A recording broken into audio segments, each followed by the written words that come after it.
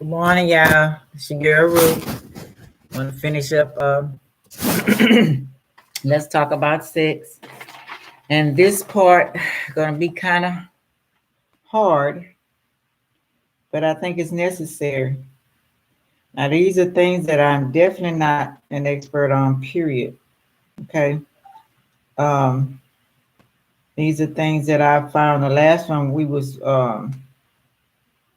it was about recovery from rape and sexual trauma. Okay.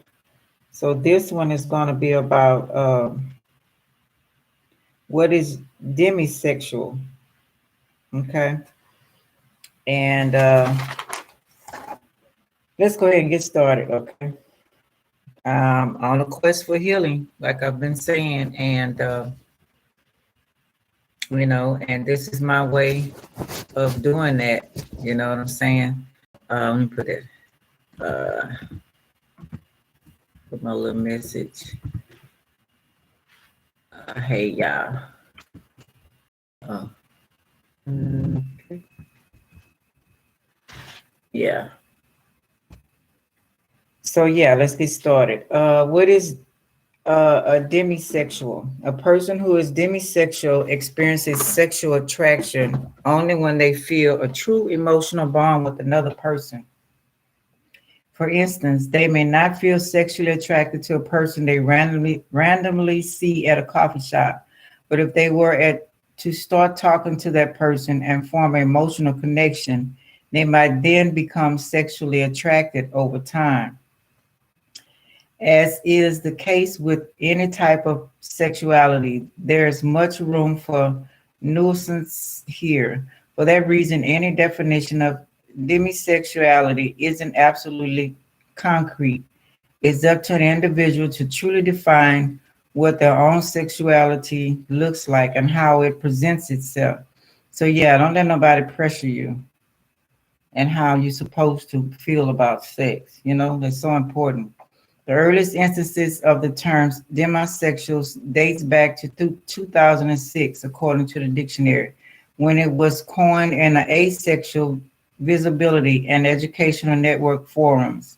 By 2008, the word demisexuality had become more mainstream in the modern lexicon, likely as a result of others closely identifying with the term. Even some dating websites, such as OkCupid, allow people to select demisexual when indicating their sexual orientation. We are now learning that being open to fluidity with respect to lifestyle and preference is the best approach. Board certified psychiatrist says, okay. An important distinction, while it's true that many people do want to experience an emotional connection to another person before engaging in any sort of sexual intimacy, this isn't considered the same thing as being demisexual. The difference is that those who identify as demisexual cannot feel attracted to people they don't already have an emotional bond with or know on a deeper level. For example, demisexual person wouldn't find themselves attracted to a famously sexy celebrity or even a classically attractive person on the street. In other words, they tend not to feel that same intensity along in the way others might. Another way to look at it, a demisexual person doesn't feel sexually attracted towards someone until they're bonded, whereas someone else might develop an emotional bond only after they've experienced that spark of sexual attraction. If you want to hear more about it, it's like, okay, whatever. Where demisexuality falls on the sexuality spectrum. Many demisexual people consider themselves to be on the asexual spectrum. While they may become attracted to another person over time, they don't feel primarily attracted, which is the initial attraction based on appearance, voice, or smell. However, other demisexuals feel that the term asexuality doesn't fit their personal experience. Let me turn my fan on. Hot.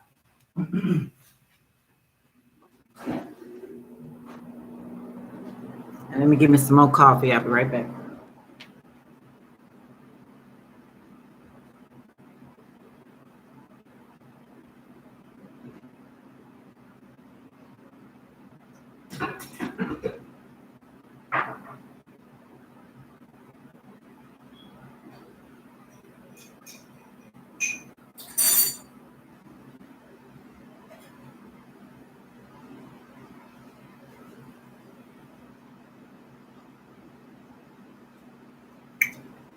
Okay, I'm back. Sorry about that. Yeah, let's continue.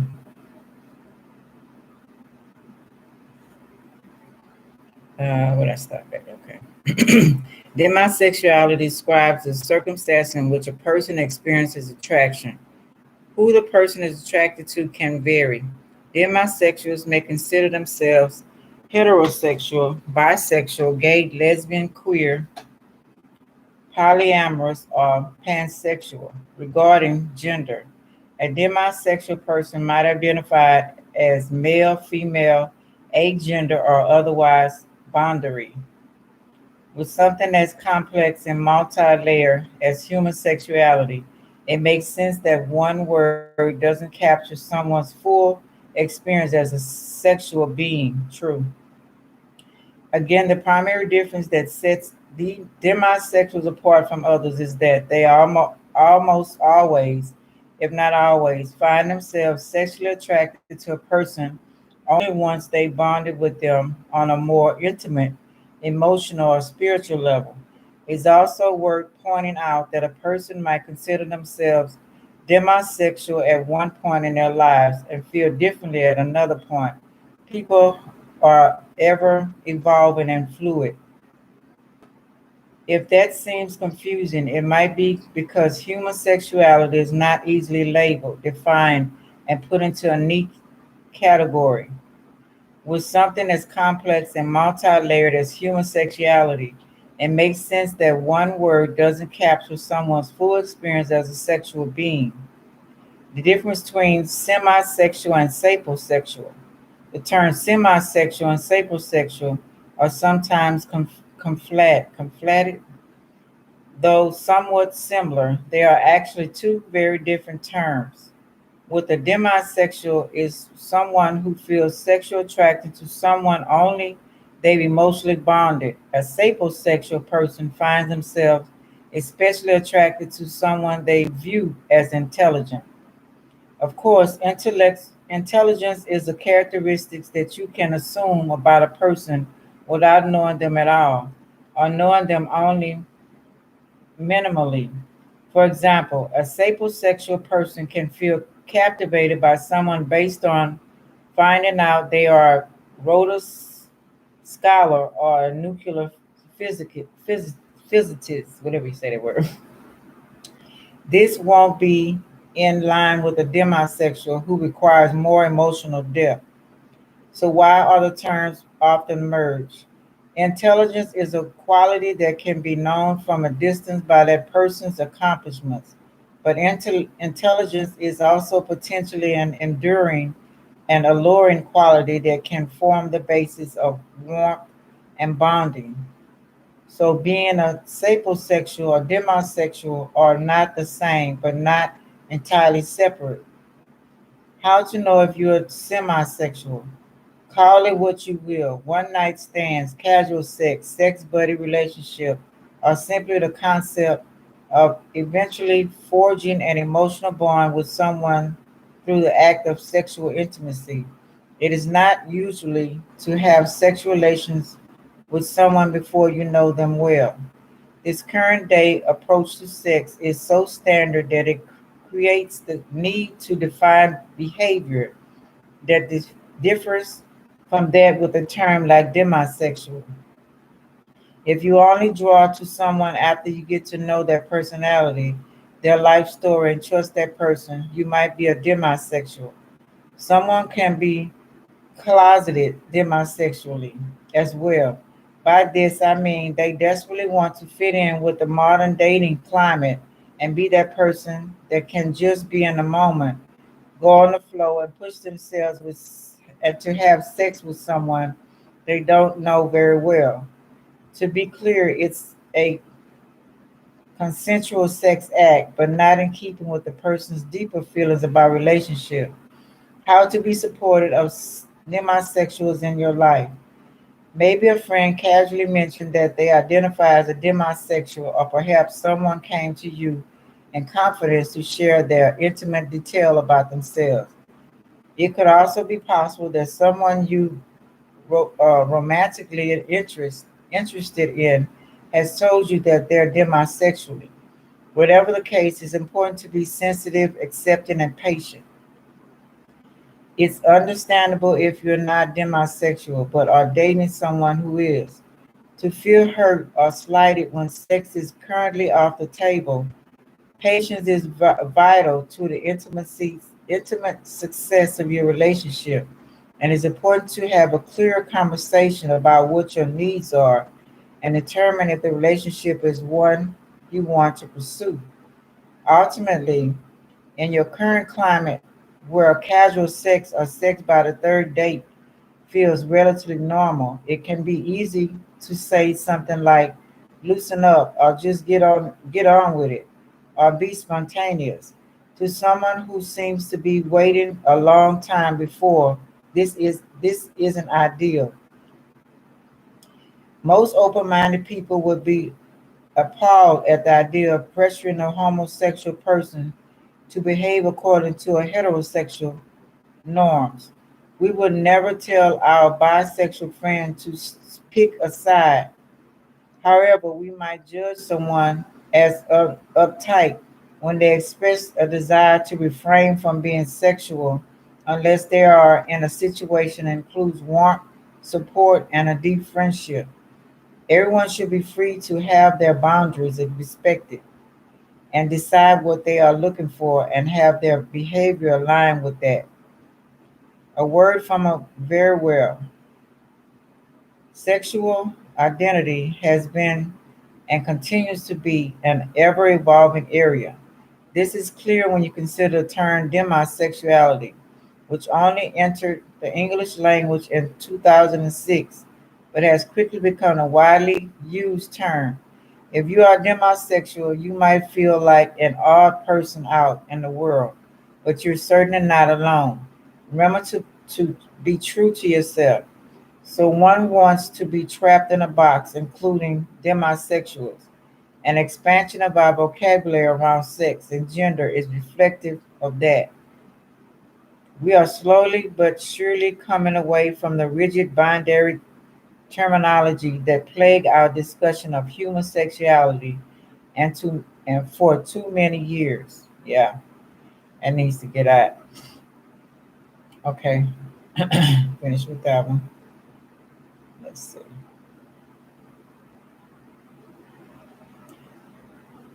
I don't know if I did asexual already. I think I did asexual already. Let's see.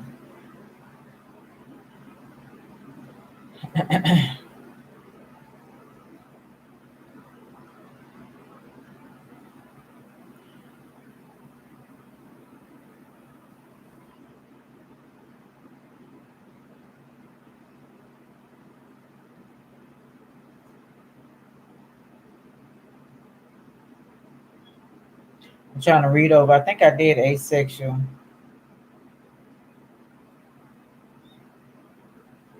Oh no, I didn't. Okay. What does asexual mean? Definitions and how to know if you're ace. Even as people gain more awareness of LGBTQ plus identities, asexuality remains poorly understood by many. Until recently, lots of people assumed that everyone was sexually attracted to someone or another. But in fact, some people don't experience sexual attraction. Here's what you should understand about being asexual, or ACE for short. The meaning of asexual. The National LGBTQ Task Force defines asexuality as a sexual orientation where a person experiences little to no sexual attraction to anyone, or or does not experience desires for sexual contact. Different people define it differently for themselves. However, for some, it's more about a lack of sexual desire, while for others, it's just a lack of desire for anyone. And while some feel neutral about sexual activities, others are put off by the idea of it. The asexual spectrum. Asexuality exists on a spectrum that ranges from no sexual interest or feelings at all, to maybe sex under very specific circumstances. Some people may feel more comfortable saying that they're on the asexual spectrum than classifying themselves as asexual, since it leaves wiggle room for different graduations of identity.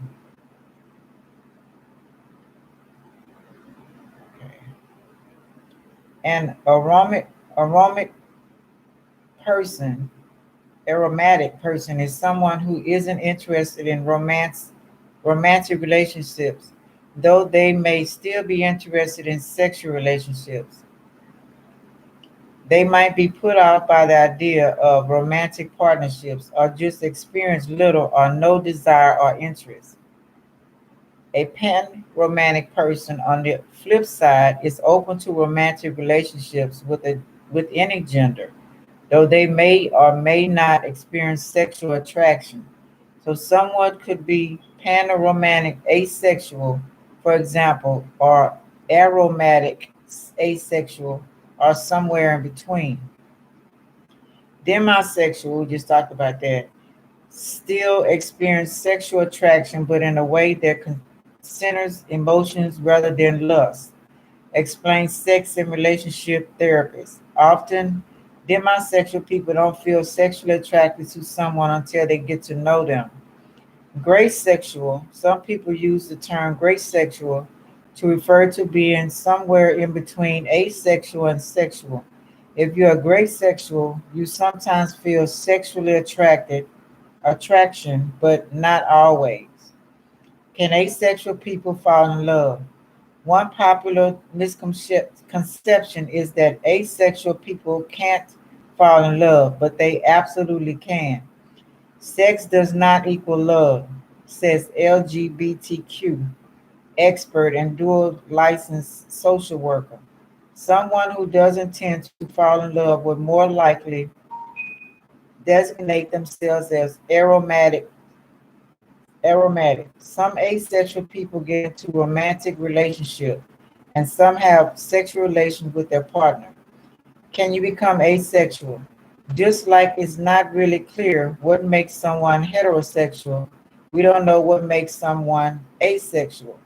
Some people feel they are always that way, while others may become asexual because they feel that sociality conventions around how people have sex don't work for them. Where you are on an asexual spectrum may change throughout your life. For example, excuse me, really bless me. For example, where I started. Some women begin identifying as asexual due to hormone shifts around menstrual. Excuse me again. Really bless me. Some young people might begin to identify as asexual after having sex and realizing they don't enjoy it.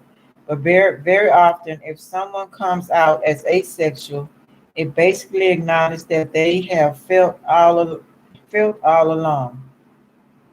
No sex drive whatsoever. Am I asexual? You might wonder if you're asexual if you've been experienced a lower libido than usual or a comparison to others. Even among allosexual people, aka people who are not on the asexual spectrum, it's normal to not want sex sometimes. The key difference between being asexual and having a lower libido is whether you feel this lack of interest in sex is at the core of who you are or merely a challenge you are facing, feeling like you can't get turned on even though you want to. is often linked to a medical, physiological, or relational problem that people can fix, whereas asexuality is a intrinsic trait that you probably can't change and wouldn't necessarily want to. A person with low libido likely still feels interest or attraction, but there's not much fuel in the energy, so to speak, no or very limited sense of urge. They might be really dissatisfied with this and very much want to get opum, their sexual drive back. An asexual person wants an asexual person once they are comfortable with themselves as they are, probably won't feel this way. How do I know if I am an asexual? A few signs you might be an asexual include you don't relate to other people's sexuality. Excuse me. Asexual people often feel alienated when the people around them talk about their desire for sex or feelings of sexual attraction. They really don't get why the people around them seem so motivated by sex. Number two, other people don't turn you on.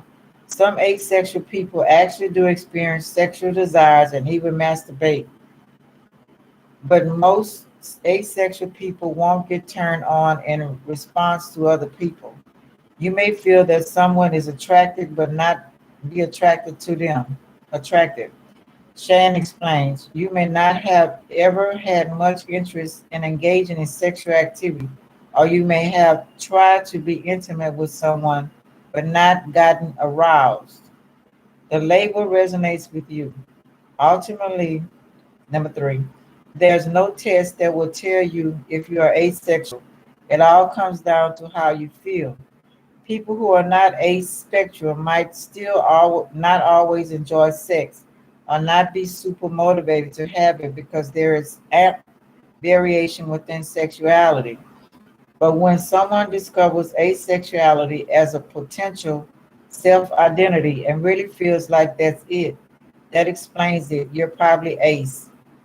Being asexual is normal, and there's nothing wrong with being asexual. Some never feel the need to seek out trying to increase their desire for sexual intimacy. If this is you, awesome. Own it. Just be sure you are clear with any romantic partner so that expectations on all sides are clear. Want your passion for wellness to change the world, become a functional nutritional coach. Okay. Okay, that was interesting. Okay, well, that's not. Okay,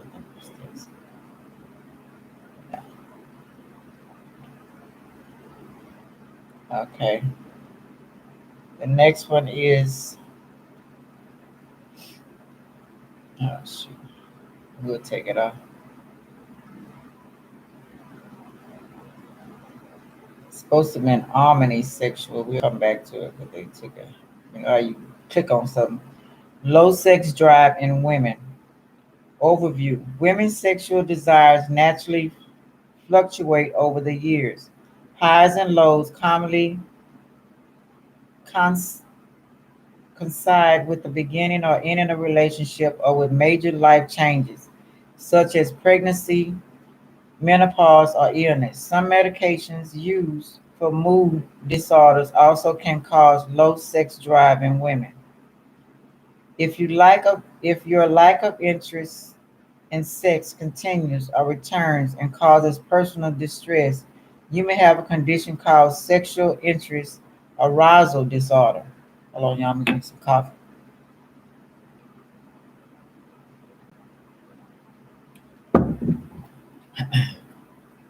Interesting.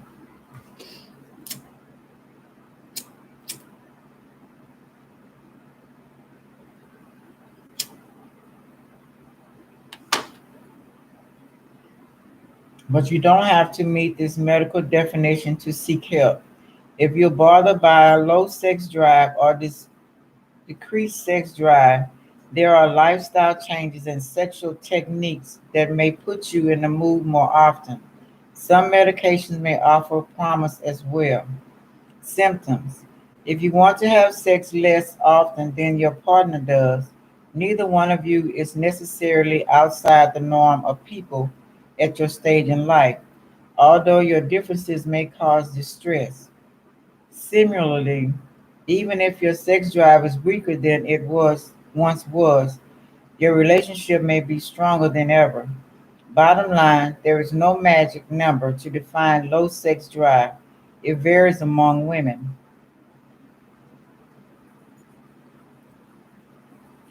Symptoms of low sex drive in women include having no interest in any type of sexual activity, including masturbation, never or only seldom having sexual fantasies or thoughts, being concerned by your lack of sexual activity or fantasies, wanting to see a doctor. If you're concerned by your low desire for sex, talk to your doctor. The solution could be as simple as changing the medication you are taking and improving any chronic medical conditions such as high blood pressure or diabetes. Causes. Desire for sex is based on complex interaction of many things affecting intimacy, including physical and emotional well being, experiences, beliefs, lifestyles, and your current relationship. If you're experiencing a problem in any of these areas, it can affect your desire for sex. Physical causes. A wide range of illnesses, physical changes, and medications can cause a low sex drive, including sexual problems. If you have pain during sex or can't orgasm, it can reduce your desire for sex.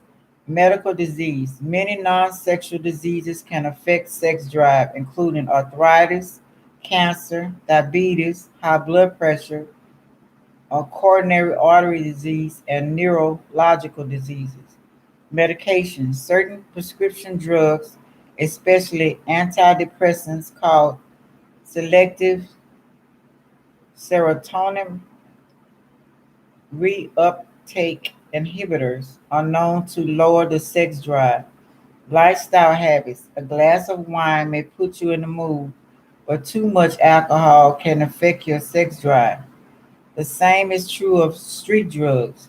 Also, smoking decreases blood flow, which may dull arousal. Hmm. Surgery. Any surgery related to your breast or genital tract can affect your body image, sexual function, and desire for sex.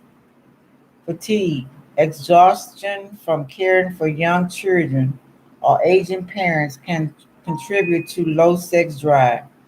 Fatigue from illness or surgery also can play a role in your low sex drive. Hormonal changes.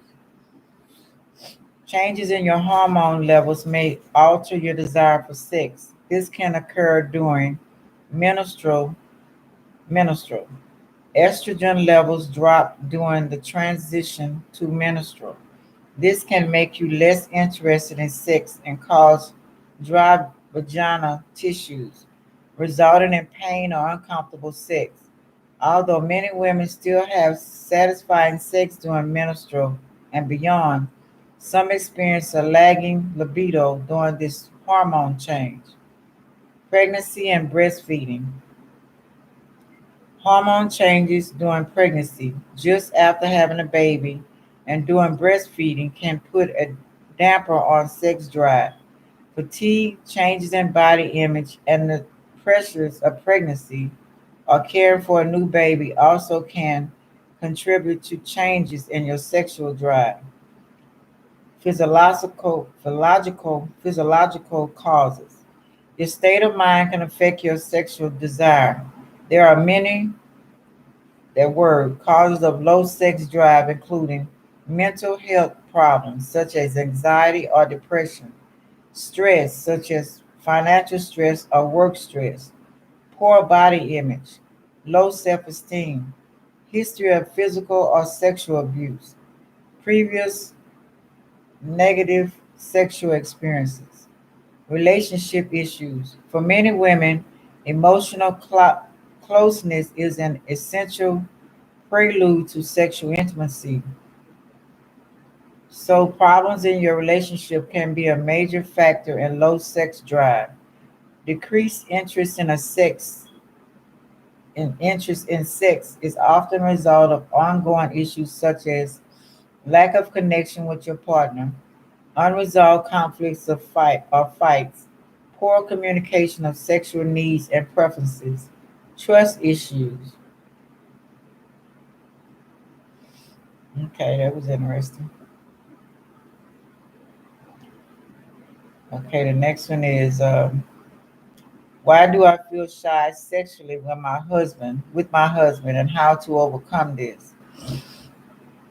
It's always nice to be true to yourself, but it's easier said than done, particularly when it's about sex.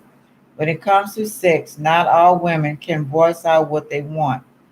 It doesn't mean that there is something wrong with you. It just means that you're naturally shy about sex, and that's completely normal. Wait a minute.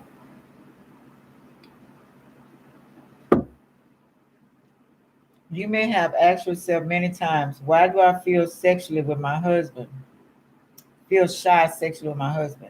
This question can also bring up other fact thoughts like, how can I please my husband in bed? And how can I stop being shy and awkward? You're not alone with this, and yes, you can do something about it too. Don't think that it's impossible to overcome your sexual shyness. In fact, with proper understanding and a change in mindset, you will feel more comfortable sexually. 7 reasons why women feel sexually shy in bed. There can be many reasons why women are too shy for sex, even if it's with their spouse. Some might think that since you are already married, that it becomes easier to not be shy in bed and to let go and be wild whenever you want. However, that is not always the case.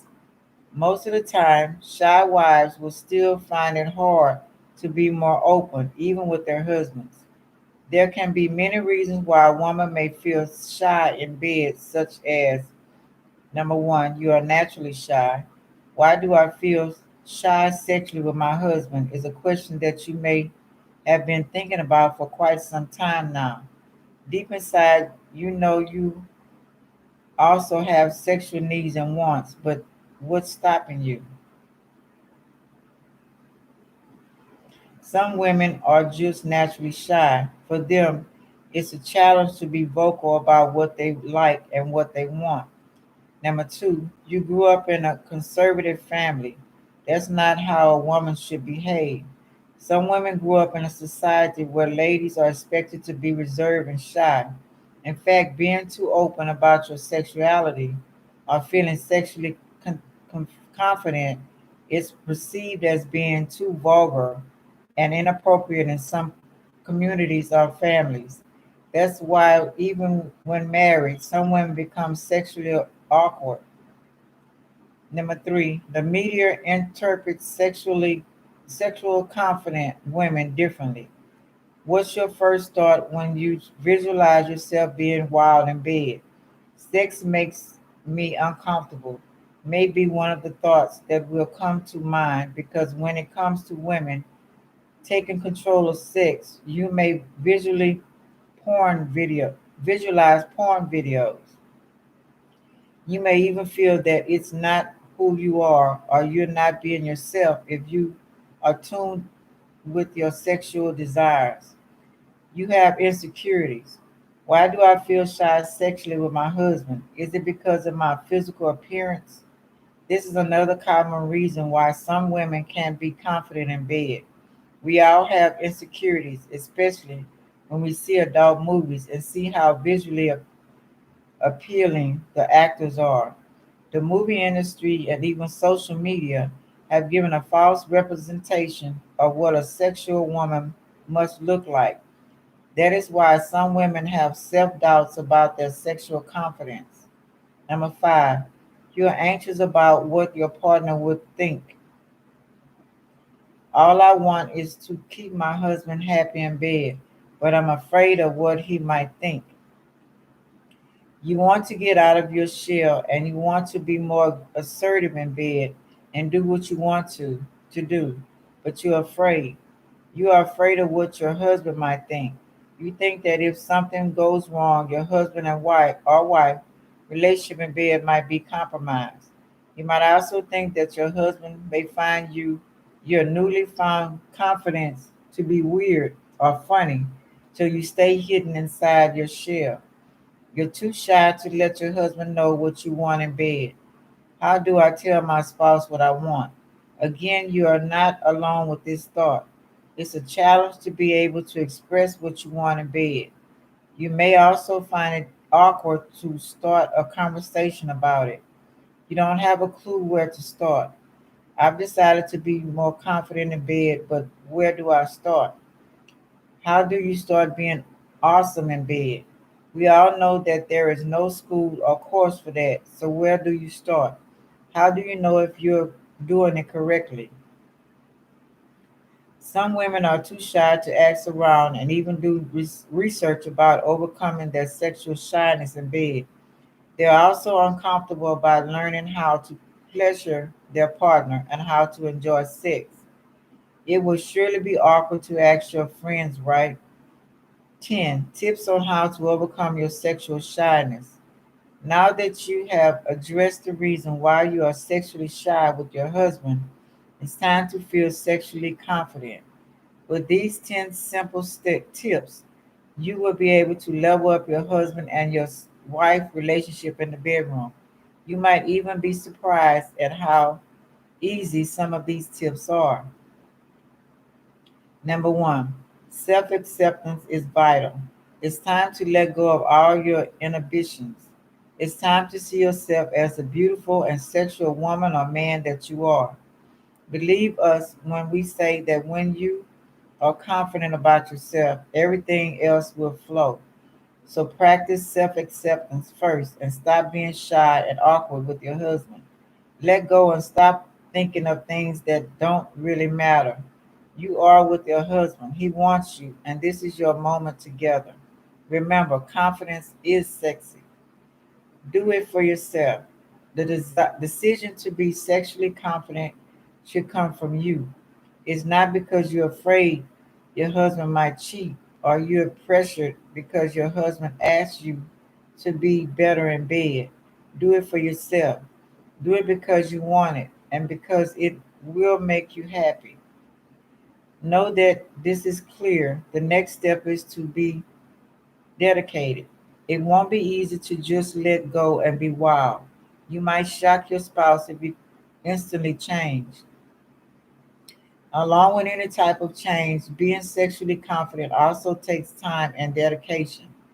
Number three, figure out what turns you on. To be sexually less shy and awkward with your husband, you need to make sure that you know yourself first. Before you can give pleasure, you need to know what pleases you. You need to know what turns you on and what keeps you turned on. Do you love sexual messages? Maybe you get turned on with soft kisses. Don't be shy to ask for what you want. How would you know if you won't try it? Don't be afraid to let your husband know that he's doing a great job. Ask for more if you want more. Number four, buy yourself sexy clothes. Once you have overcome any physical insecurities, you will know how good and sexy you will feel when you wear sexy clothes or lingerie. One of the perks of being confident in bed is feeling sexy with what you wear. Go and treat yourself with that lace red lingerie and surprise your husband. Put on the favorite perfume and dim the lights. Number five, tickle your five senses. Now that we are talking about setting the mood, another tip that can spice up your sex life is knowing how to tickle your five senses. To give you an idea, try scented candles, candle flavored lube, soft feathers, sensual music, and of course, blindfolds. By playing with your senses, you experience heightened sensationality, and unforgettable lovemaking. It doesn't just give you exciting sex life, but it will also strengthen the bond between you and your husband. Number six, dare to take control. You might want to talk about this with your husband first, but taking control is definitely something that can spice up your sex life. Awesome sex life is all about give and take. Sometimes your husband would also want to see you take control, so don't be afraid to try it. Try to take control by tying him up or maybe blindfold him. This time it's his turn to have his senses played. Without saying what you will do to him, you will trigger his other senses to be more alert. It's definitely an enjoyable treat for the two of you. Number seven, learn more about sex. Don't be afraid to watch adult movies. Believe it or not, by viewing adult movies or porn, you will be able to understand terms that you have never encountered before. Remember how 50 Shades of Grey opened our minds to the term BDSM? It's basically the same thing. There can be many categories that you can check, and who knows, you might find something that will interest you. Flirt and entice. Do you believe that flirting is an art? Not all people can flirt because it takes courage, self confidence, and sensuality to subtile send sexual signals. You just don't have sex when you want it. Rather be able to set the mood for it. Write him a surprise note or give him a sensual message and then tease him. Maybe you can whisper something sexy before he leaves for work. Learn how to flirt with your spouse can be enjoyable and any effective way to ignite sexual tension. Number nine, be comfortable with what you are doing. Love what you are doing and be comfortable with it. Not only will you overcome shyness in bed, but you will also liberate yourself. Aside from that, you will see how much this can change how you and your spouse understand each other. Your sexual compatibility with your husband is very important in your marriage. So stop being shy in bed. Not only will you be closer, but it will also give way to open up with each other. We all know how communication and intimacy can do wonders in a relationship, right? Do it wholeheartedly and see how much this can benefit your marriage. Number 10, enjoy and savor the feeling. Remember how you used to ask yourself, how can I be more open sexually with my husband? Well, you are already at the final stage to enjoy your newfound sexual freedom. Coming out of your shell can be literally liberating. You will get to know yourself better and you are also opening yourself up to your spouse. Savor each moment and enjoy. Be playful and be happy. Soon you'll forget the time when you used to ask yourself, why do I feel shy sexually with my husband? You will realize how much you were missing when you were still shy and reserved. Remember that it's not too late to try and be yourself. Don't be afraid to listen to your desires and never be doubtful of yourself. There's so much more out there, and you don't want to miss those opportunities. Sexual confidence is a journey that you need to take, and it's up to you when you decide to take it.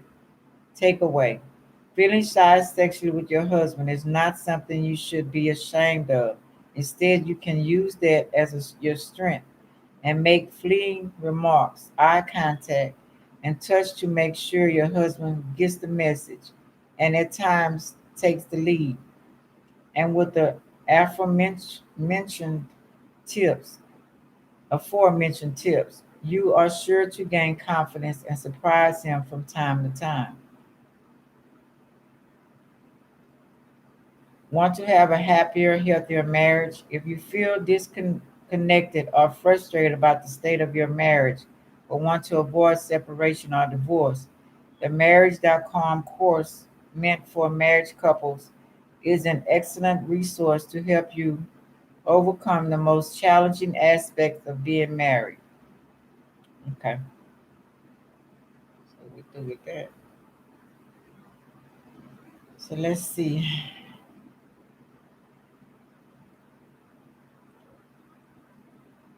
Okay, this one is genophobia and how to treat a fear of sex.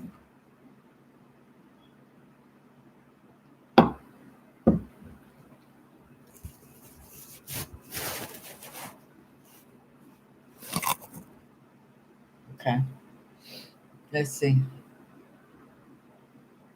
Overview. Fear of sex or sexual intimacy is also called genophobia or rectophobia. This is more than a simple dislike or aversion. It is a condition that can cause intense fear or panic when sexually intimacy is attempted. For some people, even thinking about it can cause these feelings. There are other phobias related to genophobia that might occur at the same time. Nosophobia, fear of getting a disease or virus. Gymnophobia, fear of nudity, seeing others naked, being seen naked, or both. Heterophobia, fear of opposite sex. Cytophobia, fear of intercourse. Hip phobia, fear of being touched as well as touching others. Tocophobia, fear of pregnancy or childbirth. Wow. A person might also have general fear or anxiety about being e- emotionally close with another person. This can then translate into a fear of sexual intimacy. Excuse me. Symptoms of genophobia. Phobias involve a more marked reaction than simply not liking or being afraid of something. By definition, phobias involve intense fear or anxiety. They cause physical and physiological reactions that typically interfere with normal functioning. This fear reaction is triggered by the event or situation that a person fears.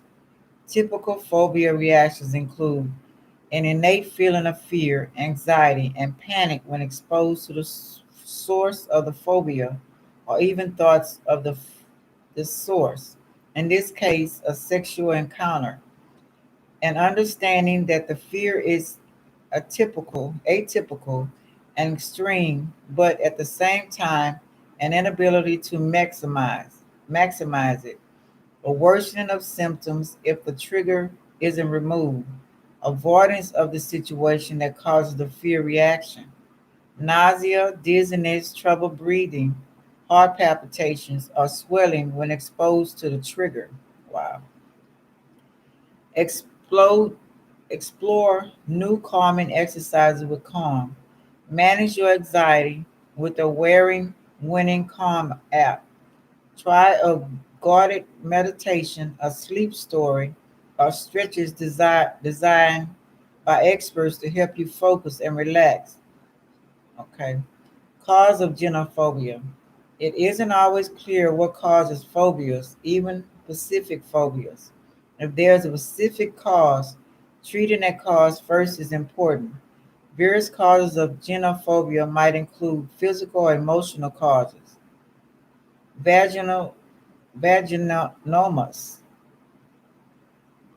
is when the muscles of the vagina cringe up involuntarily when vaginal penetration is attempted. This can make intercourse painful or even impossible. It can also interfere with inserting a tampon. Such severe and consistent pain can lead to a fear of sexual intimacy. Erective, erectile dysfunction is difficult obtaining and sustaining an erection, although it's treatable. It might lead to feelings of embarrassment, shame, or stress.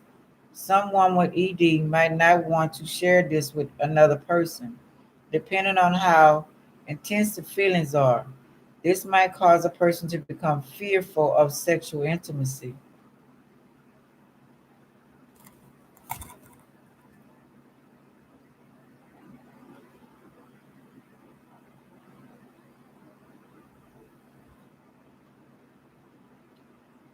Past sexual abuse or PTSD, child abuse, or sexual abuse can cause post traumatic stress disorder and affect the way you view intimacy or sex. It can also affect sexual functioning. While not every survivor of abuse develops PTSD or fear of sex or intimacy, these things might be a part of some individuals' fear of sex. Fear of sex performance. Some people are nervous about whether they're good in bed. This can cause intense psychological discomfort, leading them to avoid sexual intimacy altogether for fear of ridicule or poor performance. Body shame or dysmorphobia.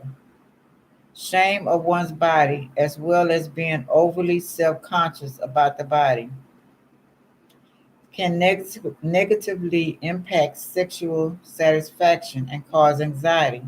Some individuals with several body shame or dysmorph- dysmorphia, seeing the body as flawed altogether to other people, it looks normal, may avoid or fear sexual intimacy altogether because of the lack of pleasure and intense shame it brings them. A history of rape. Rape or sexual assault can cause PTSD and various kinds of sexual dysfunctions, including negative association with sex. This might cause someone to develop a fear of sexual intimacy. Treatment for genophobia. If there is a physical component present, such as vaginism, whatever it is, this can be treated accordingly. Pain with intercourse is common. If left untreated, it might lead to a fear or avoidance of sexual intercourse. If a physical cause is identified, treatment depends on a specific issue, and then any accompanying emotional component can be addressed. Therapy for phobias typically include psychotherapy. Various kinds of psychotherapy have been shown to be beneficial for phobias, including cognitive behavior therapy, CBT, and exposure therapy. CBT involves working on developing alternative ways of thinking about phobia or situations while also learning techniques to address physical reactions to the trigger. It can be paired with exposure to the fear situation in a homeroom assignment, for example. As sex therapies can also be helpful for addressing genophobia. The kind of therapy in individual sessions depends largely on the underlying cause of the phobia in a specific situation. When to see a doctor. The difference between a mild fear and a phobia is that a phobia has a negative impact on your life, affecting it in significant ways. Fear of sex can interfere with developing romantic relationship. It can also contribute to feelings of isolation and depression.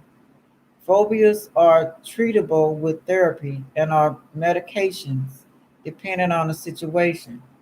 A doctor can do an exam to see if there is a physical component to your fear of sex, and if so, help treat that. If there's no underlying physical aspect, your doctor can provide you with resources and refer to the therapists who specialize in phobias. This condition is treatable. It is not something you have to face alone. That's good to know. Okay, let's go to the next one.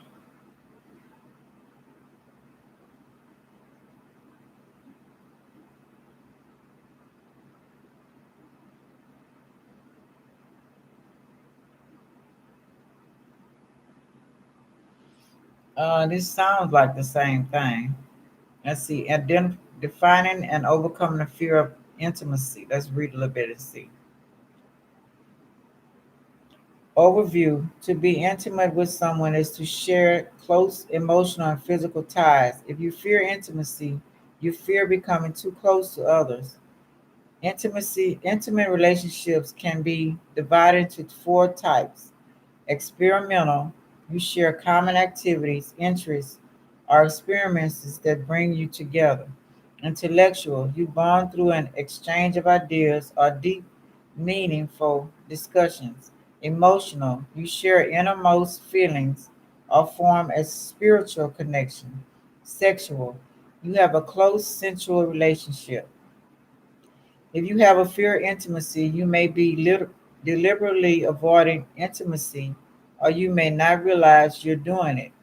Fear of intimacy doesn't necessarily mean that you don't want intimate relationships. You may long for intimacy, though you can't seem to allow yourself that vulnerability. Continue reading as we explore some reasons for fear of intimacy and what you can do about it. Fear of intimacy symptoms. Fear of intimacy may be obvious, but it can be misinterpreted as anger, indifference, or coldness. Someone who fears intimacy may have low self esteem, have trust issues, experience explosive anger, actively avoid physical contact, have trouble forming or committing to close relationships, have a history of unstable relationship, be unable to share feelings or express emotion, have insatiable sexual desires, live in self imposed social isolation. Fear of intimacy causes. There are a number of things that might cause someone to fear intimacy. It may have to do with past experiences, especially those of childhood. It's likely a defense mechanism. You don't allow yourself to become vulnerable or trust in someone else because you don't want to get hurt. Fear of rejection. Fear of intimacy may be rooted in fear of being rejected. So you never take those first steps towards building a relationship. You may fear rejection because it happened to you before, or you've seen it happen to others, and you don't want to experience that kind of hurt. Fear of abandonment. You might be worried that once you're in an intimate relationship, the other person will leave. Fear of abandonment can be due to something that happened in childhood. It could be the death or separation of a parent or other close adult. Avoidance personality disorder, also known as intimate anxiety disorder, is an anxiety disorder affecting about 2.5% of the population. It affects men and women equally and tends to start in childhood. Symptoms of avoidance personality disorder include low self esteem, shyness, awkwardness, fear of judgment or humiliation, avoidance of social situations, over sensationality to criticism, uh, I cannot say this word, exaggerated, sense of potential problems. The cause of avoidance personality disorder is clear, but it tends to run in families. One theory is that it causes caused by a combination of genetic and emotional environmental factors. It will be triggered by an instant of rejection or abandonment. Childhood sexual abuse can lead to fear of intimacy, emotional or sexual relations. Such abuse can make it challenging to trust another person enough to become intimate. Symptoms of fear of intimacy linked to childhood sexual abuse may include inhibited sexual desire, difficult becoming aroused, seeing sex as an obligation, feelings of anger, disgust, or guilt when touched, emotional distress, including sex, inappropriate sexual behaviors, physical problems such as pain, erectile dysfunction, or difficult having an orgasm. Other causes, some other potential cause of fear intimacy are previous verbal or physical abuse, parental neglect, separation issues involving overdependence on parents and family, fear of being controlled or losing oneself in a relationship. Effects of fear of intimacy. Fear of intimacy can have a significant impact on your life, particularly in a romantic relationship. Research shows that anxiety disorders can negatively affect the quality of a partner relationship. Fear of intimacy may cause one to withhold affection or put up barriers to emotionally or sexual affections. If your partner doesn't know about or understand this, they may feel unwanted or unloved. Other effects are social isolation, greater risk for depression and substance abuse, serial dating, or having a lot of short-term relationships, sabotaging relationships by being difficult and overcritical, diagnosing fear of intimacy. It's always a good idea to start with a complete physical checkup, especially if you haven't had one in a while. Once physical illness has been ruled out, a doctor can refer you to an appropriate mental health specialist. Psychiatrists and what other one are trained to conduct evaluation and diagnosis anxiety disorders such as fear of intimacy or avoidance personality disorder. Overcoming fear of intimacy.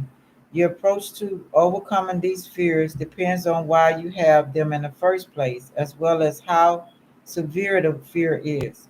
You may have a very mild fear that you can deal with your own or with behavioral therapy. But if your fear is due to trauma, okay, um, we'll stop there. But wait a minute, stop there. You may have a very mild fear that you can deal with on your own or with some behavioral therapy. But if your fear is due to trauma, or is accompanied by depression, professional counseling is recommended. Come to terms with your fear of intimacy. Think about events in your life and try to understand where your fears come from. Are you unconsciously destroying relationships and do you want more meaningful relationships? Value yourself. All relationships come with a degree of uncertainty. Many intimate relationships are worth having, even if they don't last forever. Cut yourself some slack. You're not perfect, but neither is any potential relationship partner. If someone ends a relationship with you, it says nothing about your value as a person. Communicate. Be open with your partner. If it's not too painful, talk about your fears and where they come from. If it's too painful to discuss, explain that you are willing to work through these issues with a medical professional. Define your personal boundaries. Describe what helps you feel safe, as well as things that trigger fear. Tell your partner what you need and let them know you're trying to overcome your fears. Seek help from professionals. The main treatment for avoidance personality disorder is psychotherapy. Mental health physicians can help you understand where these fears originated and how to cope with them. When your partner fears intimacy, if it's your partner who has a fear of intimacy, keep the lines of communication open. Let them know you are available to listen, but don't push them to revealing the source of their fears. This may be too painful. Support them in seeking therapy. Ask what you can do to help them feel safe. Be patient because learning to cope takes time. It's not easy, but keep in mind that their fear of intimacy is not about you personally. Takeaway. Fear of intimacy is a mental health disorder that can lead to sabotage relationships, and isolate yourself. It takes time and patience, but with professional guidance, you can learn to overcome your fears and form meaningful bonds with others. Okay. Okay. That was interesting. 7 signs your partner is crushing on someone else. Over the course of a relationship, it's per- perfectly normal for one or more of you to be attracted to someone else. There is, however, a line between an innocent crush and cheating. However, the two of you define the term. If your partner may be attracted to someone else, paying attention to the signs and having open conversation can help. First, it's important to understand the nuisance of being attracted to others while in relationship. Most likely, no one can completely turn off their natural attraction to others, even if they're totally in love, committed. It's the scale of these attractions that is significant. However, it's normal for someone to find others attractive, but an intensity of the attraction is what matters. Crushing on a celebrity, for example, is a completely different ballpark than being attracted to a coworker you interact with every day. It's also important to remember that as unpleasant dealing with these concerns may be, it's not at all uncommon. One study looking at infidelity in young adults ages 18 to 26 found that just 16.6% owned up to sexual infidelity in their current relationship. However, when the criteria changed to include things like romantic interest or online based activity as well, the number increased to 78.6. Damn. But when a real life attraction doesn't have to be that big of a deal, however, having your partner be attracted to someone else doesn't feel good, but it can be good for your relationship if handled properly. See it as an opportunity to talk with your partner about your relationship. People change over time, and so do their needs and desires. Remember also that not all attractions lead to romantic encounters. The fact that this attraction is happening doesn't necessarily indicate serious problems in relationship, but it could be an opportunity to communicate more. Finally, it's especially important to recognize any personal insecurities that could be affecting how you see the situation. If your ex-partner cheated on you and that was the reason why you broke up, you may have developed trust issues around infidelity and cheating, which will now need to be talked about in your current dating life and relationships.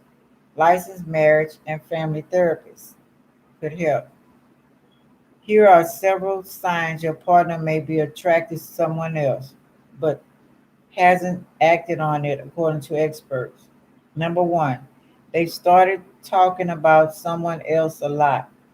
If your partner is attracted to someone else but hasn't acted on it, they may be less worried about hiding how much they talk about the person they've been crushing on.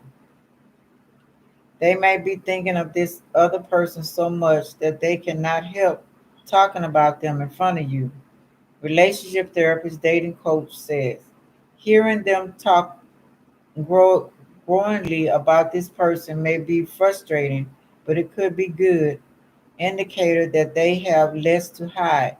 If it begins to bother you, ask them about it. Number two, they seem a bit emotionally detached. Your partner may be feeling conflicted and confused if they develop feelings of attraction to someone else. In some cases, this can come across if they exhibit cold behavior towards you. It's a sign if your once loving partner seems distant and cold. This changes behavior is a clear sign that it's time to start communicating a bit more openly in your relationship. Number three, their routine has changed. A change in routine may indicate that your partner got some internal conflict going on. If you've noticed new habits in your partner alongside other signs, it may be an indicator of a crush. And working with the couples, the biggest indication of attraction to someone else is a change of behavior or routine. If you notice that they are spending more time at work, developing new interests, or withdrawing from regular activities as a couple, it's possible they're dealing with an outside attraction. Asking your partner about how they're feeling may help and can reveal if things have gone further than an innocent crush. Number four, they're giving you less romantic attention. A partner with withdrawn romantic affection can happen for a variety of reasons. One of these reasons is being attracted to someone else. Typically, people only have so much romantic energy in them. So if you notice your partner is giving you less romantic attention, and seems to be directing their time and energy to another person or group of people, like spending a lot of more time at work, social events, for example, I would start to wonder if they are crushing on someone else. If your partner is giving you less attention, ask them about it or see a couples therapy might help. Number five, they're fixated on a friend's relationship. While it's a pretty common to have opinions on your friends' partners, there's a line between interest and fixation.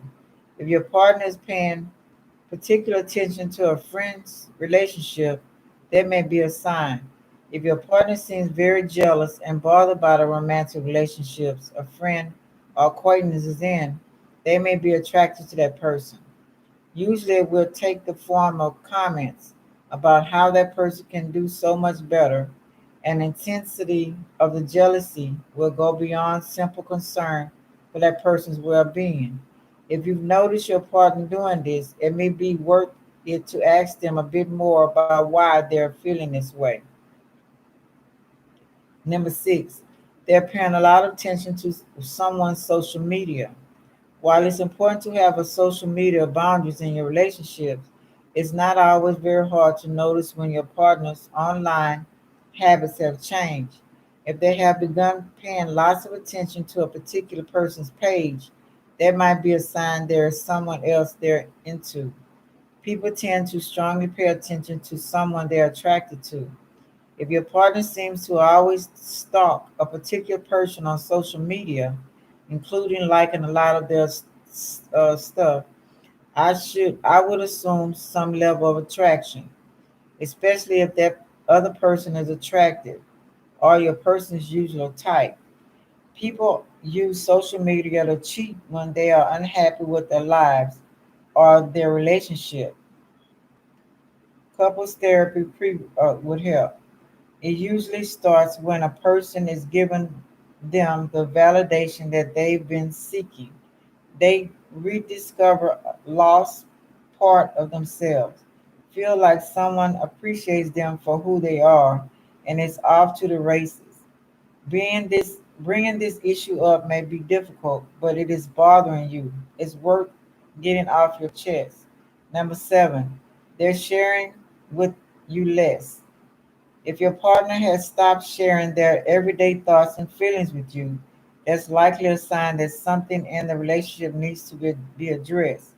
One potential cause of this issue is outside attraction, even if it hasn't been acted on.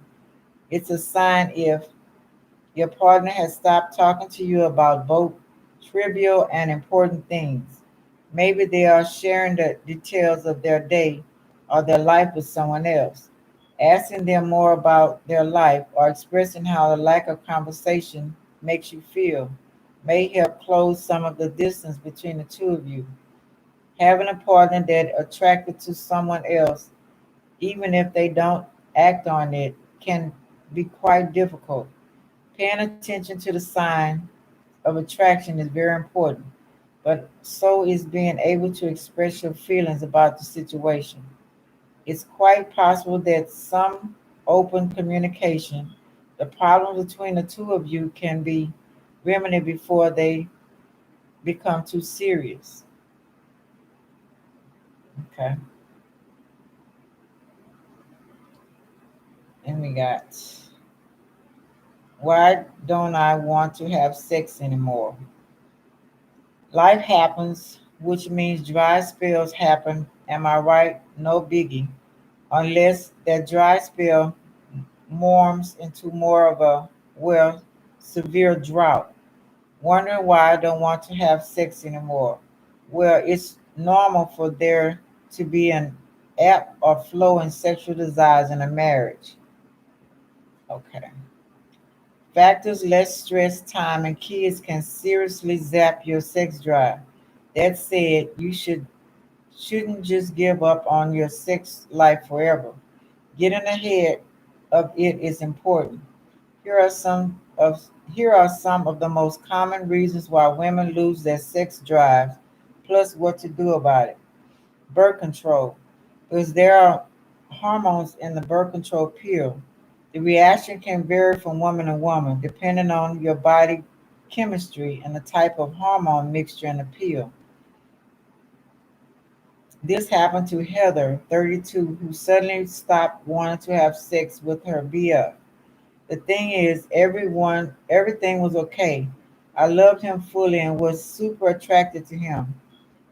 It was a it was a mood thing. I ended up finding out I was feeling this way because of my birth control. Once the doctor took me off, I felt better and we started having a decent sex life again, doing it about 2 to 3 times a week. If your libido seems to go on permanent vacation right after you start a new hormone birth control method, talk to your doctor. There are tons of options to choose from, and having your sex life impaired due to medication can be easily overcome. Number two, new motherhood.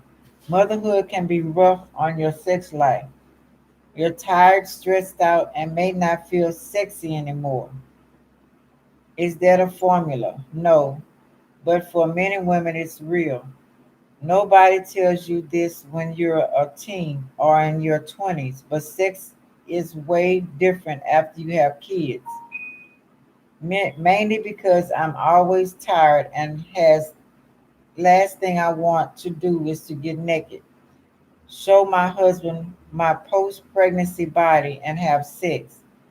Don't get me wrong, I love him and I love our sex, our life together, but I just feel blah about my body, and I'd also rather sleep when the kids sleep than stay up and have sex.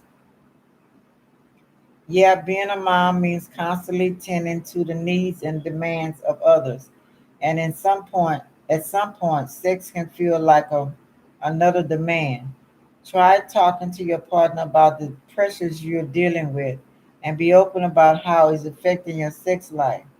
Then see if they can help with any of the responsibilities you're dealing with on the regular. That may help lift your sex drive.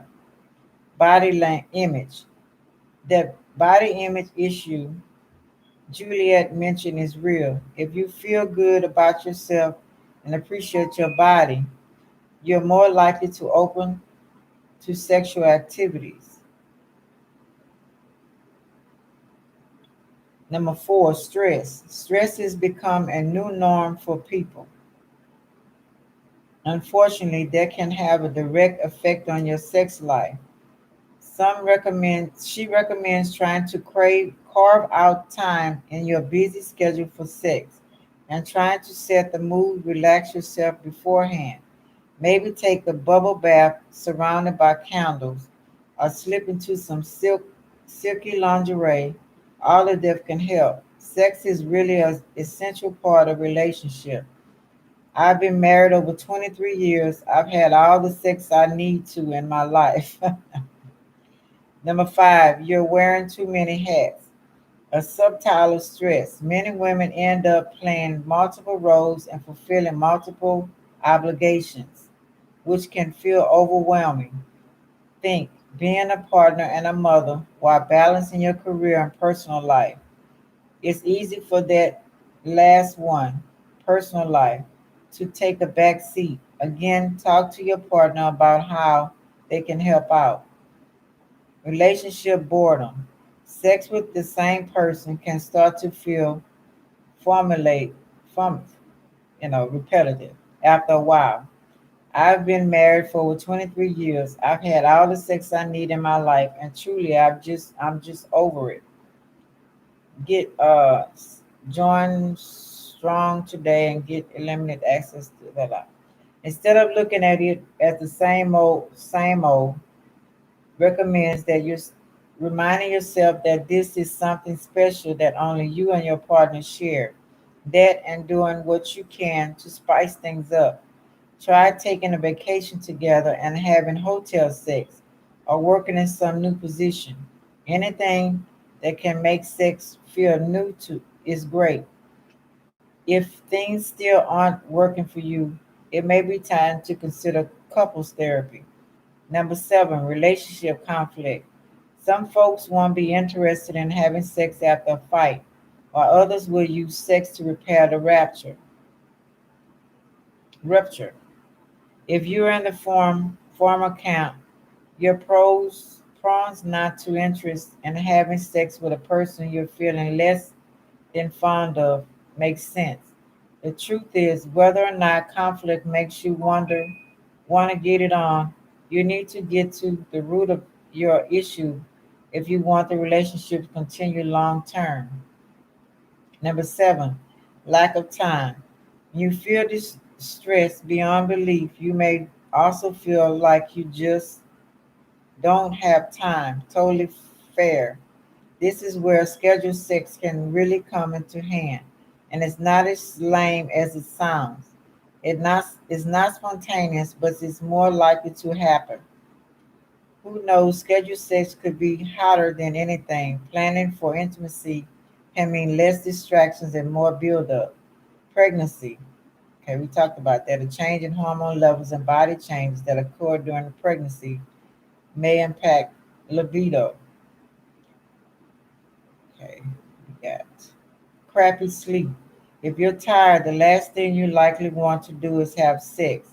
It's best to identify the best time of the day that will have the most energy in order to maximize your chances of getting it on.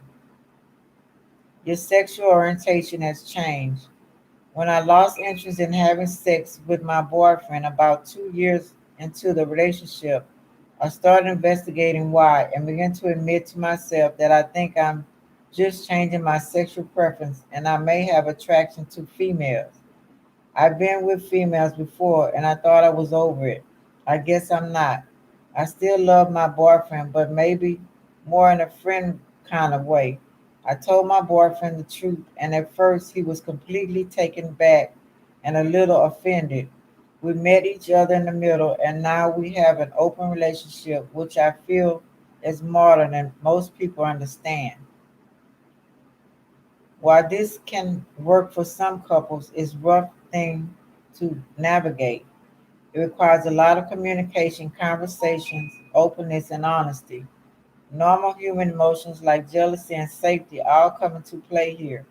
Some couples can feel that an open relationship enhances what they have together, but it's not a solution for a lot of people. Many prefer to be in a monogamous union. You have new kinks. Even if you're still attracted to your partner, you may be craving different things in the bedroom than you used to. Maybe you liked spanking years ago, but you're not so into it now. That's okay. Your sexual preferences may shift over time, and perhaps there are new things you like to try. The key is voicing them to your SO. Try is anything you like to try in bed. I've been thinking about XX, shame.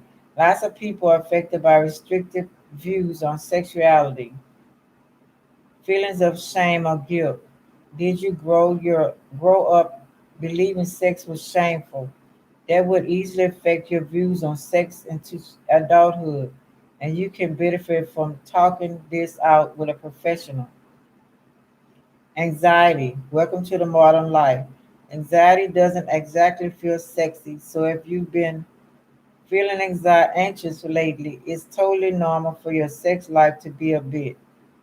Mindfulness and relaxation techniques may help you relax and increase your body awareness. Two qualities necessary for involving sexual drive. Depression. If you find yourself suddenly not wanting sex, check up check in with your doctor to make sure everything is okay on your health front. Things like depression, hormonal changes, and certain medications can also affect your libido. You're not or, orgasming. Look, I'm not saying an orgasm is the only reason to have sex, but it's a big one. And many women have trouble climaxing. Your partner wants you to have enjoy sex, so give him or her a few pointers. Identify what you like, know your body and what brings you pleasure, and learn to assert yourself. Your partner is having some issues. Lots of guys have trouble getting it up, even younger ones. A large influx in the past couple of years of young men coming in for this. Anxiety, smoking, and lack of exercise could all be part of it. So if this is an ongoing problem, it is worth beginning bringing it up to your partner. Best bet is to have the convey outside the bedroom, not when you're both naked and feeling extra vulnerable. Bottom line, there are many reasons for a low sex drive, no matter the cause. Have an open dialogue with your partner and be honest about how you're feeling. If you still want to be close to them, hold their hand, kiss and touch them. Those are all great signs. Okay, interesting. Okay.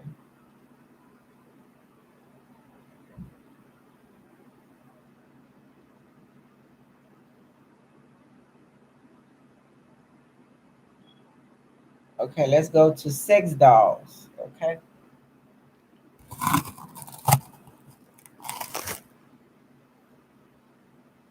Reasons men prefer sex dolls over real women. Sex dolls is real women versus real women. Whether to invest in a sex doll or not, that's completely your choice. And your reasons to do so is completely unique to you. Based on the experience of sex doll owners and doll collectors across the globe, we have compiled the most expensive list of reasons that make sex dolls so desirable among men. Sex dolls won't give you STD, transmitted disease, or transmitted from one person to other while having sexual intercourse.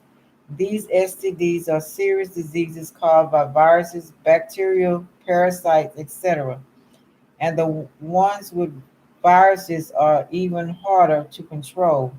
While using condoms during sex can prevent the risk of STDs to an extent, they aren't foolproof.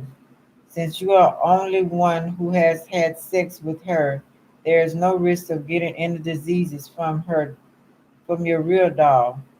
The dolls don't cheat on you with other men, so there's no risk of them bringing any viruses or infections with them. Wow. Sexual dolls maintain cost is negotiable. Believe it or not, a good sex doll is usually very cost effective, for they can last for years without much wear and tear.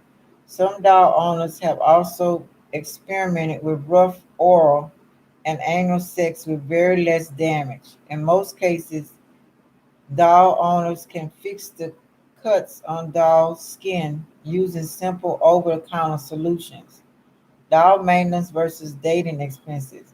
You have spent so many years on dating that you probably know how expensive it gets to date a female.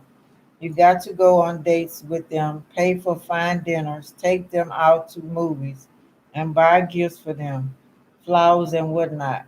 A real woman requires a lot of maintenance changes. Unlike the lifelike doll. Wow.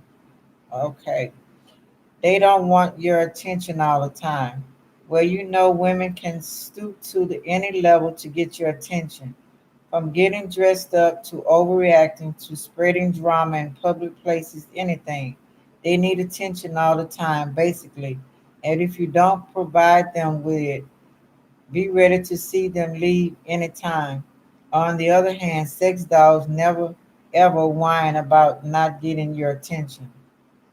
Dolls never have mood swings. Mood swings are typically rapid changes in a person's mood without a particular reason.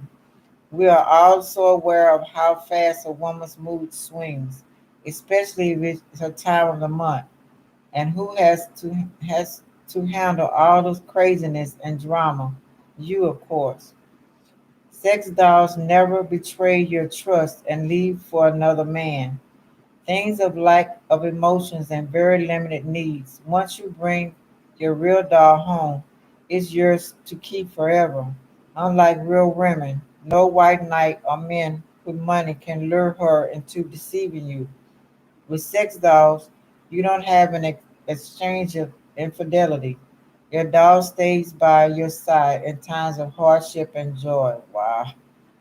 No emotional attachments. When you are with a real woman, both of you are subject to being emotionally attached to each other. And then when you both break up, you have to go through a whole lot of emotional trauma. Sex dolls are realistic but won't get attached to them.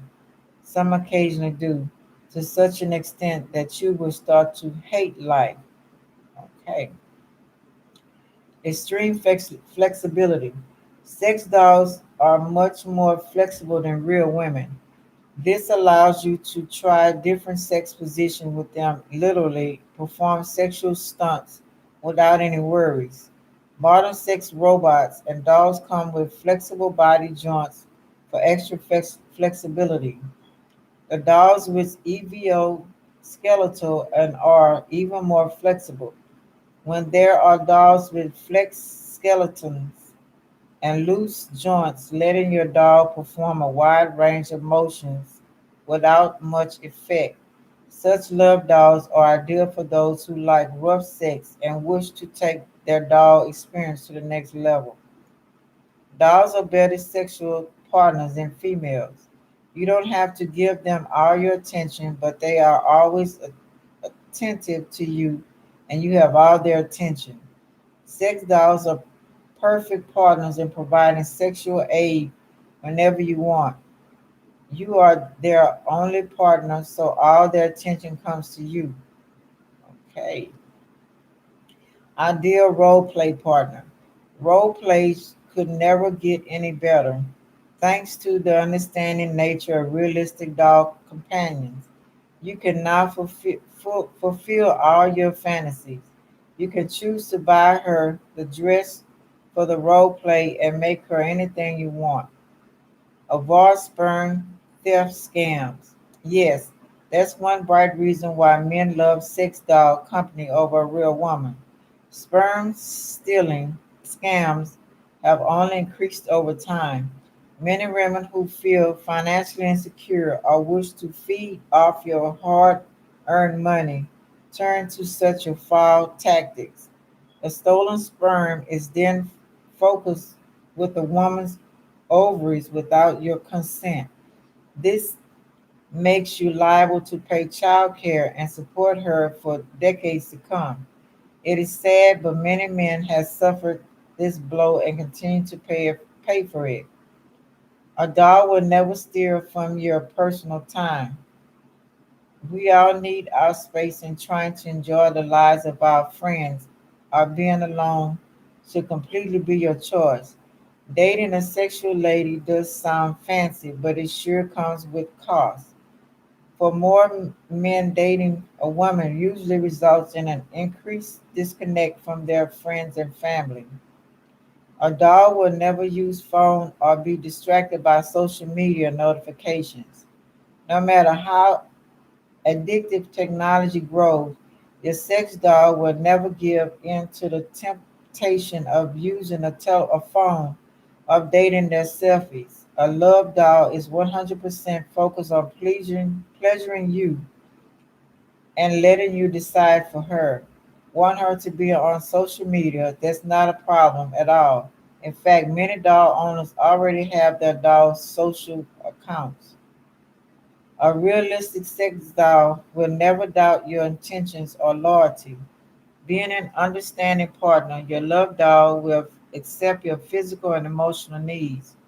No matter how you treat them, they'll never question your love and respect. Unlike real women, you will never have to undergo a shit test to prove your loyalty towards your partner.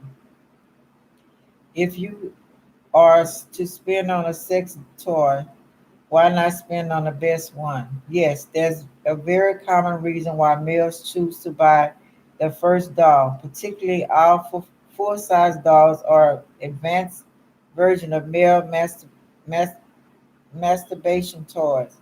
Things to active, supportive sex doll owners format communities. The use of dolls as an advanced masturbation toy has only increased. The only downside to the doll ownership. The only drawback of sex dolls is its skeleton size and weight. Compared to adult dolls, it is quite difficult to move your doll around. However, if you take proper precautions and learn how to veterans, you will soon get swift at lifting and moving it anywhere. Okay, interesting. Okay, what I want to read.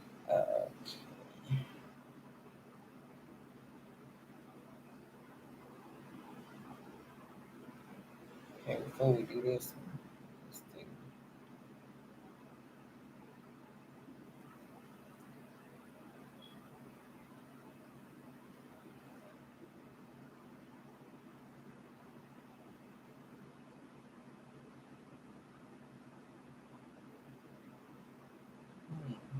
missing one. Okay, hold on a minute, y'all. I'm trying to find some. Okay. Hmm,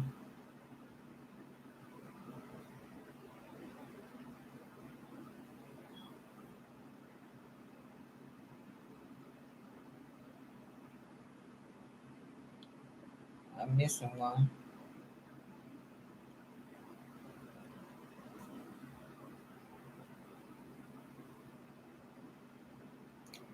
I'm coming. I'm coming.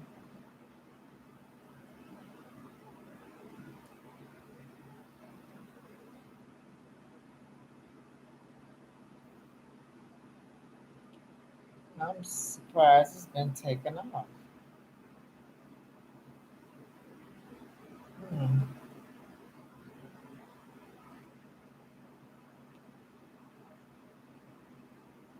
I had one on. Wait a minute. Let me see.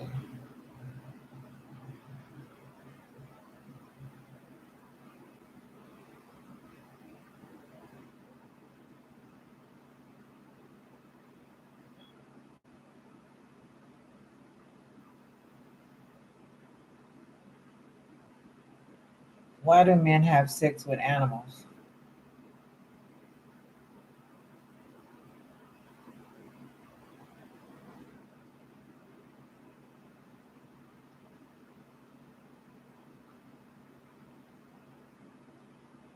Okay, this is why would anyone want to have sex with an animal? The psychology of bestiality.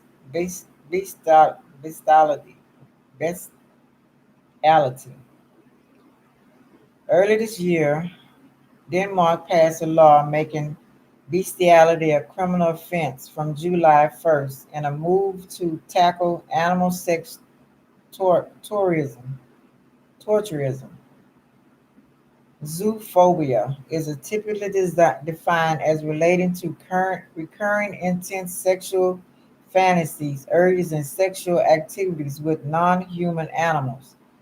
At present, there are still a number of countries where zoophobia is legal, including Brazil, Mexico, um, Thailand, Finland, Hungary, and Romania.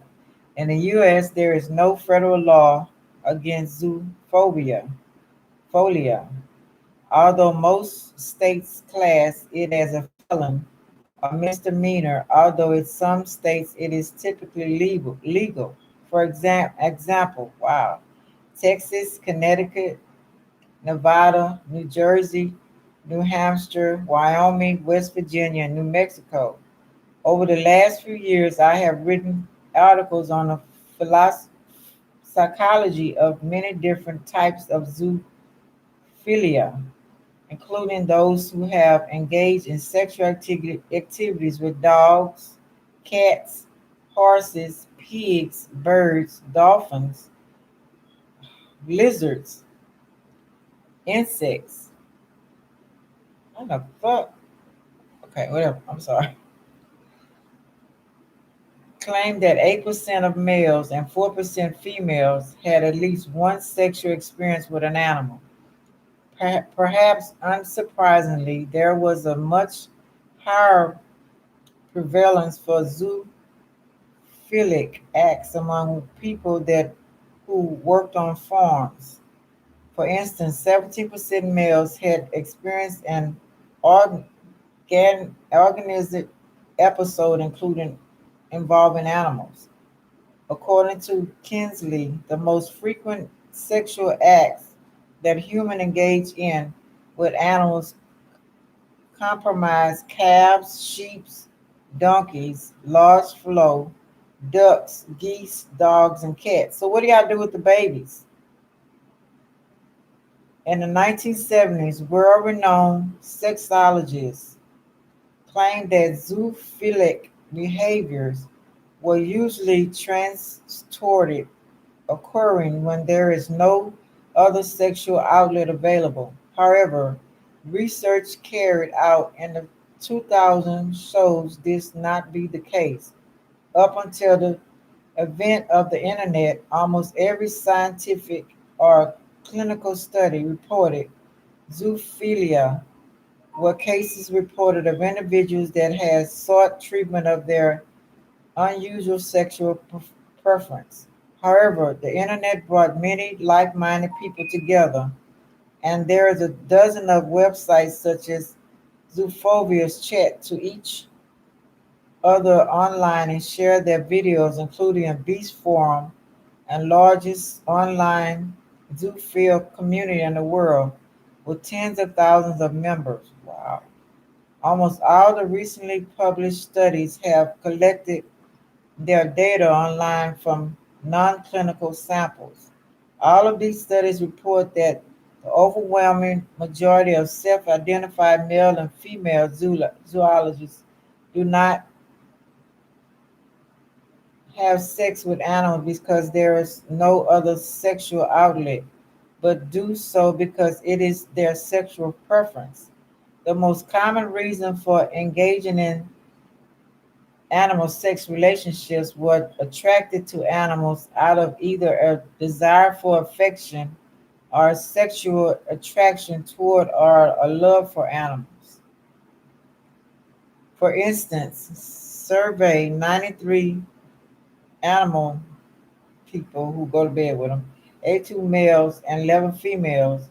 11-12% of her sample said they engage in sexual with animals because there were no human partners available, and only 7% said it was because they were too shy to have sex with humans. For the females, the main reason for having sex with animals was because they were sexually attracted to the animal, 100%, and had love and affection for the animal, 67%, and or because they said the animal wanted sex with them, 67%. Most sample prefer sex with dogs, 87 animals, males, 100% females. Horses, 80% males, 73% females. Y'all seen how big okay. Oh, that's a dog. Okay. Only 80% of males wanted to stop having sex with animals, and none of the females. Unlike case study reports, the animal sex published prior to 2000, the studies published over the last 15 years using non-clinical samples reported the vast majority of animal people going animal do not appear to be suffering any significant clinical distress impairment as conveyed. Okay, I want to know this. Um, I want to know this. How many humans have had babies from animals?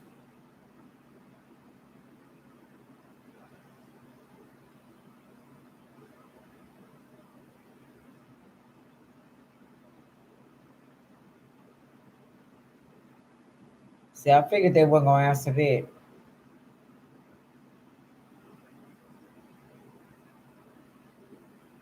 Uh, let's see. Let's ask another question. What happens to the babies if they're born from an animal and a human? I know they're not gonna answer that. I knew that wasn't gonna be an answer.